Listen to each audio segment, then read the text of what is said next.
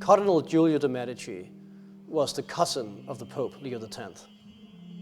And he had been awarded a very important bishopric in Narbonne, southern France. He decided to commission two great altarpieces for the cathedral there. From Raphael, he commissioned the Transfiguration of Christ. From Sebastiano, the raising of Lazarus. It's long been known that Michelangelo played a part in the design of the raising of Lazarus. Vasari actually mentions it, and we actually still have some of the drawings that he made for it, for example, those in the British Museum. It has naturally been thought that he made the drawings in the first stage of designing the altarpiece. That is when Sebastiano got the commission, probably in late 1516. But actually, as a result of our investigation of the painting, using the technique of infrared reflectography, we've discovered that this was not the case. There is a study which Sebastiano made for the drapery of this figure down here.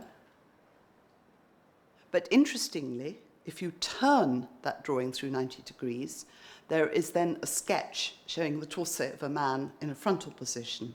And we think that that may be Sebastiano's first preliminary idea for a Lazarus, and that would link to what we found in the infrared.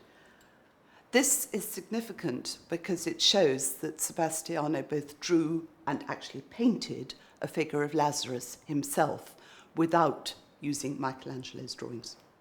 What I like to think is that Michelangelo came to see Sebastiano in his workshop, and he saw the picture and he said, "Bastiano," because that's what they all called him, "yes, this is great, but that figure of Lazarus is a bit static. This needs energizing. It needs to have more dynamism, the composition."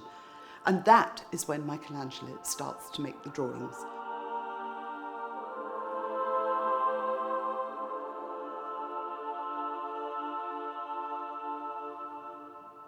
What's really interesting about Sebastiano's interpretation of the raising of Lazarus is that he depicts a variety of reactions to the miracle, starting with Lazarus himself, who is depicted in almost palpable physical shock. He's drawn his first breath after having died. Surrounding Christ and Lazarus are the apostles and various bystanders. And each individual has his or her own reaction to it. Some are in awe of the miracle and fall to their knees in front of Christ. Others are shocked. Still others are disgusted by the carrion smell emerging from the tomb.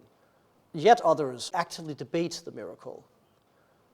This is interesting because it invites the viewer to form his or her own opinion about what's happening, to actively debate it and contemplate it, rather than telling the viewer what to think.